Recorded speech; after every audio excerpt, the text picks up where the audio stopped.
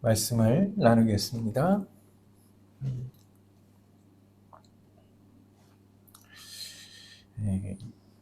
이 살면서 막 힘들고 고통받을 때 자기를 굉장히 낮게 평가하는 습성이 한국 사람들에게 있습니다. 그래가지고 자기도 모르게 나 같은 게 뭐라고, 내가 나쁜 사람이라서, 이런 이야기들을 막 이렇게 하게 되기도 합니다. 사실 살면서 좌절을 경험하지 않은 사람은 아무도 없습니다. 나이가 들어서 많은 삶의 경험을 하다 보면 좋은 일도 있고 잘 되는 일도 있지만 나쁜 일도 있고 잘못되는 일도 있습니다. 우리가 참 집중해야 될 건요, 잘못된 일, 안 좋은 일 있대. 좋은 일은요 그냥 가만히 놔둬도 돼요. 근데 언제 잘해야 돼요? 잘 안 되고 힘들고 어려울 때 어떻게 하느냐 거든요.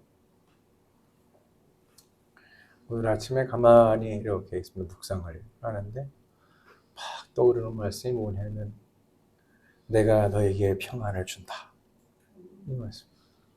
뭐라 그러냐면 이렇게 얘기해요. 내가 주는 평안은 너희가 갖고 있는 평안과 다르다, 이렇게 얘기해요. 뭐가 다를까? 우리는 그때마다 널뛰듯이 좋았다가 싫었다가 좋았다가 싫었다가 이렇게 하지만 하나님의 평안에 들어가면 이 폭이 주는 거예요. 없지는 않은데 줄어요. 이렇게 많이. 그러니까 크게 유동하지 않는 거예요. 주님이 우리에게 주시려고 하는 게 뭐냐, 바로 그거거든요. 그 사람 안으로 들어가라. 하나님을 믿는다는 건 어떤 거냐? 이 말을 곰곰이 생각해 보면 하나님을 믿으니 하나님이 하는 것이 아니고 내가 한다. 만일 하나님을 믿으면 하나님이 알아서 하시니 너는 아무것도 하지 말아라, 이렇게 말하는 게 훨씬 편하겠죠. 나는 가만히 있고 누가 해주면 너무 좋겠죠. 손 안 대고 코 푸는 거 하고 싶죠. 저도 그럴 때가 많습니다. 누가 좀 해줬으면 좋겠어. 난 안 하고. 근데 그런 일이 일어나면 안 되는 거예요. 그러면 그 고통을 누군가는 고스란히 받아야 됩니다. 제가 쭉 보면서 느끼는 점은 뭐냐면, 모든 것은 그 결과값, 어떤 고통은 누군가는 져야 돼요. 그럼 그걸 누굴 줄 거냐 하는 거예요. 누구에게 머물게 할 거냐. 예를 들어서 날 위해서 거짓말 해줘, 그러면 그 사람, 나는 편안할지 모르겠으나 그 사람은 굉장히 많은 고통을 안고 그 이야기를 해야 되는 거예요. 근데 거기다 대고 그렇게 한번 해준 거 그렇게 얘기하면 절대 안 되는 거죠. 그러니까 할 수 있으면이 무슨 말이냐? 하나님은 모든 일이 가능하다. 다시 말해서 하나님을 믿으면 하나님의 도우심이 내게 와서 내가 할 수 있도록 한다, 이런 거예요. 내가 이기게 하고 내가 튼튼해지고 내가 모든 경험을 통해서 하나님이 주신 삶을 살아갈 수 있게 한다, 이런 거지. 너 힘들면 내가 대신 살아줄게, 이런 게 아니에요. 그죠? 어제 큰아이 내외하고 이렇게 통화를 이렇게 하게 됐는데, 참 이제 아기가 이제 태어날 걸 생각하면서 대화를 이렇게 하는 거예요. 그러니까 엄마, 집사람들 이제 엄마가 돼봤던 경험이 있으니까 이제 며느리에게 이런 거야, 이런 얘기를 쭉 이렇게 해주는 거죠. 그런데 그걸 가만히 생각해 보면 그렇게 얘기해줘도 결국 그걸 겪어야 하는 건 이제 며느리가 해야 될 몫인 거예요. 목숨을 걸리는 일이다, 여러 가지가 있죠. 그래서 그런 얘기들을 요즘 편안해서 사람들이 제왕절개로 그냥 하는 사람 많다, 이런 얘기. 며느리가 아주 크게 뭐라고 얘기하냐면 이렇게 얘기하더라고요. 저는요 꼭 자연분만 하고 싶어요, 이러더라고요. 그래서 참 어려운 일을 참 생각을, 그래 너 해낼 거야, 내가 이렇게 얘기를 했는데, 누가 겪느냐? 그 이야기를 해주지만 당사자가 겪는 거예요. 그죠? 제가 아무리 좋은 얘기를 힘든 사람한테 얘기해줘도요, 그건 그 사람이 겪는 일하고는 다른 일이거든요. 그 사람이 오롯이 해내야 되는 거예요. 내가 안 하려고 버티면요, 누군가는 그 책임을 다 져야 돼요. 다 힘들어요. 그래서 하나님이 하시는 일은 두 가지 방식으로 있어 보이는데, 하나는 하나님만 하실 수 있는 일을 하신다. 우리의 관계가 없어요. 그죠? 하나님이 하시는 거니까 그냥 지켜볼 뿐이에요. 아, 하나님이 하시는구나. 이렇게. 두 번째는 뭐냐면, 인간에 의해서 할 수 있도록 도우신다는 거예요. 이게 중요한 부분이거든요. 이 이야기를 우리 편에서 말해보면 내가 할 수 있는 일만 열심히 하면 된다는 거예요. 그러면 하나님이 할 수 있게 해주신다는 거예요. 그러니까 뭐가 선행이 돼야 되냐면 내가 하려는 의지가 선행돼야 되는 거예요. 그렇잖아요. 가려고 하는 의지가 선행돼야 거기다가 뭘 실어주면 더 힘이 나서 가고 뭐 하는 거지, 갈 의지조차 없는데 그거 어렵잖아요. 제가 최근에 하도 운동을 못한 지가 한 3달 정도 되니까 뛰기가 너무 싫은 거예요. 저번에 한번 나갔다고 안 뛰었어요. 너무 힘들어. 집사람이 저를 등장질해서 나가자고 그래도 안 나가. 너무 싫어. 귀찮아. 이제 막 추워, 바람 불어, 뭐 비와, 뭐 이러지 않아. 어제 용기를 내서 나가서 30분을 탁 뛰었어요. 그랬더니 이제 하고 싶더라고, 이제. 정말 못하겠는데 한 번 딱 하고 나니까 할 용기가 생기더라고요. 그게 뭐다? 하나님이 도우신다. 시편에 이런 이야기가 있죠. 시편 122편 1절에서 2절 함께 읽어볼까요? 다시 시작. 내가 눈을 들어 산을 본다. 내 도움이 어디에서 오는가? 내 도움은 하늘과 땅을 만드신 주님에게서 온다.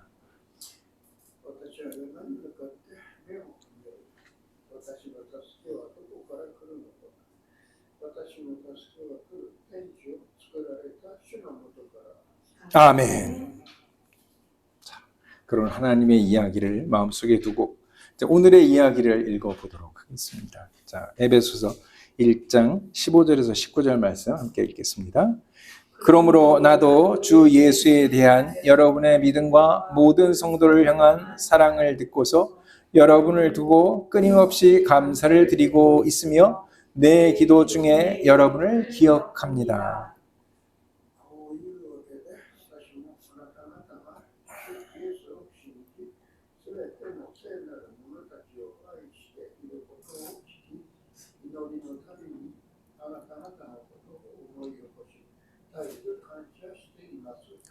우리 주 예수 그리스도이신 하나님이신 영광의 아버지께서 지혜와 계시의 영을 우리 여러분에게 주셔서 하나님을 알게 하시고 여러분의 마음의 눈을 밝혀주셔서 하나님의 부르심에 속한 소망이 무엇이며 성도들에게 베푸시는 하나님의 영광스러운 상속이 얼마나 풍성한지를 여러분이 알게 되기를 바랍니다.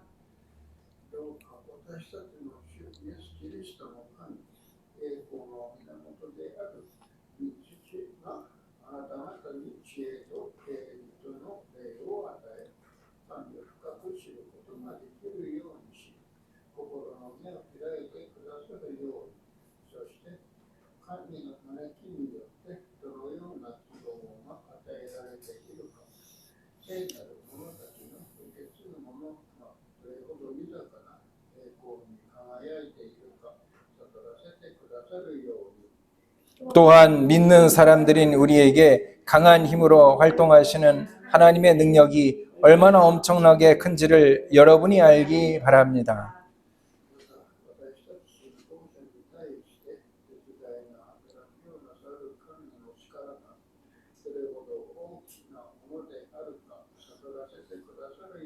아멘. 에베소 교회에 보내는 바울의 3가지 바람을 요약해 보면 이런 거죠. 첫째, 하나님을 알게 해주시기를 바란다.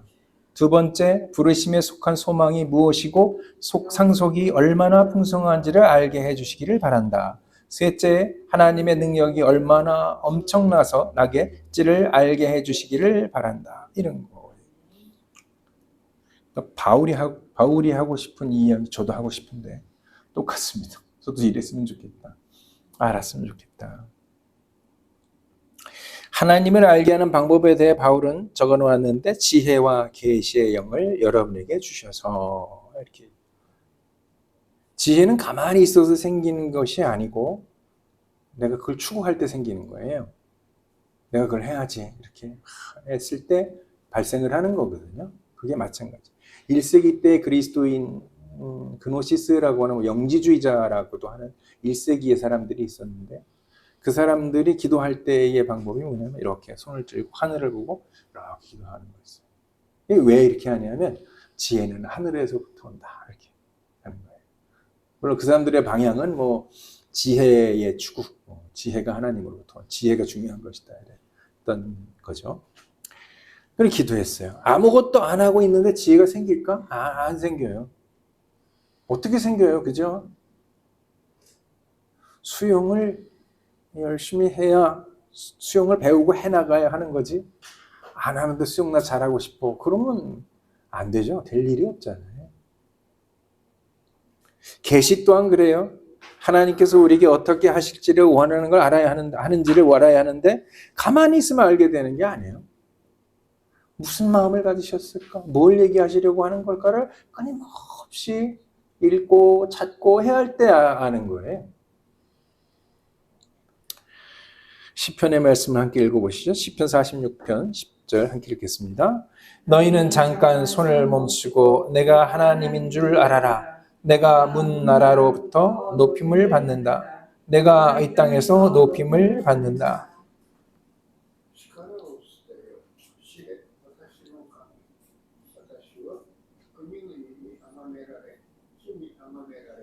아멘. 두 번째 부르심에 속한 소망이 무엇이고 상속이 얼마나 풍성한지를 알게 하기 위해서 하나님께 구하는 것이 뭐냐면 마음의 눈을 밝혀주셔서 이런 거예요. 로마서의 말씀을 함께 읽어보죠. 로마서 8장 10절 함께 읽겠습니다. 내 눈을 열어서 주의 율법에서 놀라운 진리를 보게 해 주십시오.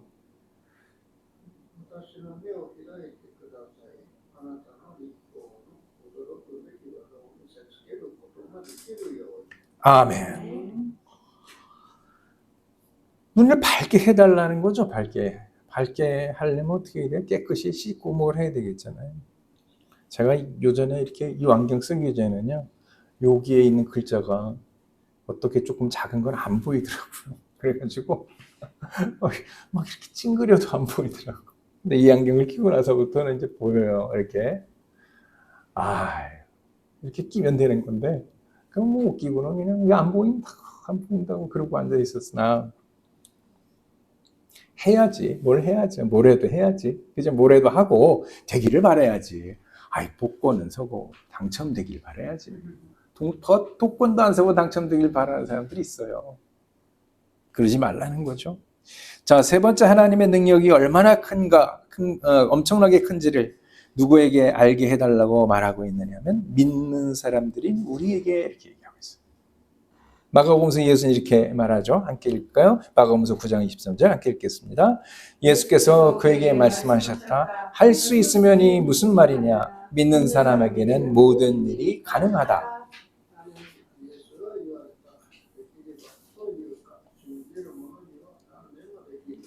아멘. 참 믿는 사람에게 가능한 거예요. 뭐든지 그래요.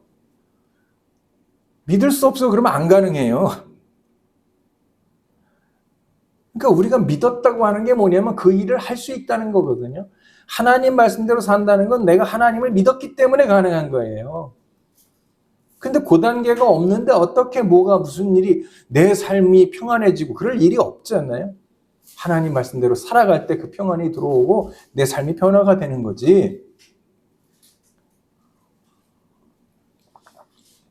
그러면 바울은 도대체 이런 이야기들을 왜 했을까?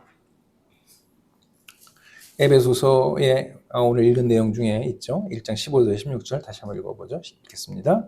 그러므로 나도 주 예수에 대한 여러분의 믿음과 모든 성도를 향한 사랑을 듣고서 여러분을 두고 끊임없이 감사를 드리고 있으며 내 기도 중에 여러분을 기억합니다.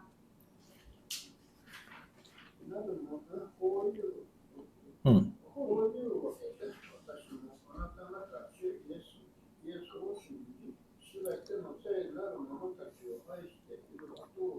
음.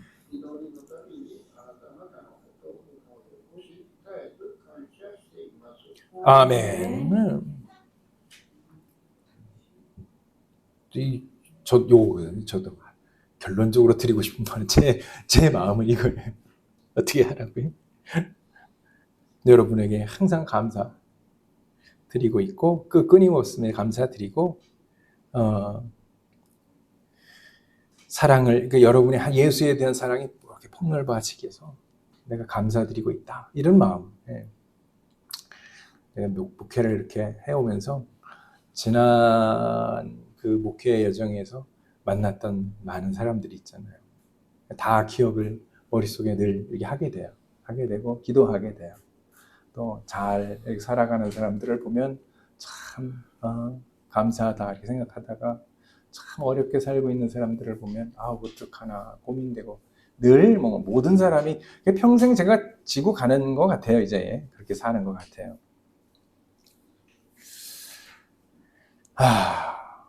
이렇게 바울이 생각하는 이 마음은 과연 어떤 마음이냐? 빌립보서 2장 5절 함께 읽을까요? 여러분 안에 이 마음을 품으십시오. 곧 그리스도 예수의 마음입니다.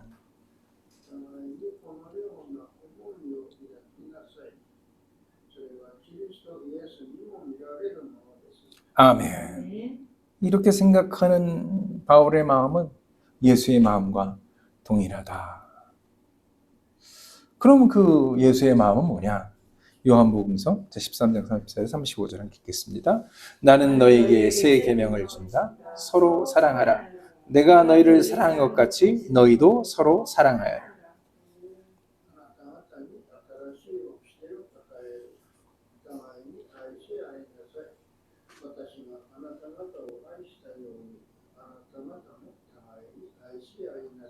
아멘. 사랑하는 마음에 사랑하는 마음. 바울이 이 편지를 쓸 때는 사랑하는 마음으로 쓰고 있는 거예요. 여기서 이 사랑이라는 게 결핍돼 갖고 쓴다. 예를 들어서 무슨 명령을 하기 위해 쓴다. 무슨 뭘 하기 위해 쓴다. 그건 사도에겐 있을 수 없는 일이에요. 목회자에게 있으면 안 되는 일이에요.